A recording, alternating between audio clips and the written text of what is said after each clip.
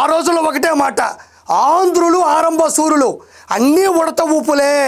ఒక అడుగు ముందుకేస్తారు, ఆకలికి అలమటించి వెనక్కి వస్తారు.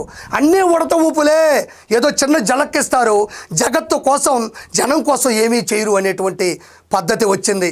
ఆంధ్రులు ఆరంభ సూరులు అన్న రాజాజీకి ఆంధ్ర రాష్ట్రం ఇవ్వడం కుదరదు అన్న నెహ్రూజీకి గాంధీజీ సిద్ధాంతాలతో తెలుగోడి తెగువ చూపించాడు, ఆంధ్ర రాష్ట్రాన్ని సాధించాడు.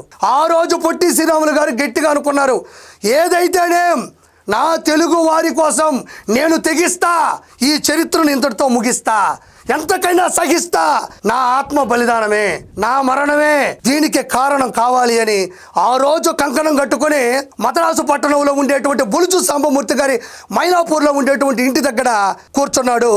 1952 అక్టోబర్ 19వ తారీఖు.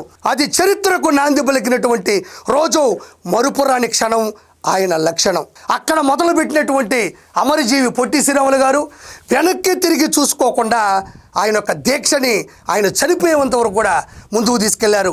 మరి ఆమరణ నిరాహార దీక్ష అంటే ఏంటి అంటే ఏదో ఇడ్లీలో పొంగలో దోశలో తినేది కాదు. ఆమరణ నిరాహార దీక్ష అంటే కేవలం పచ్చి నీళ్లు మాత్రమే తాగుతూ ఏదైతే అనుకున్న హక్కుల కోసం పోరాటం చేస్తూ వాక్కుని ముందుకు తీసుకెళ్తారో దాన్ని ఆమరణ నిరాహార దీక్ష.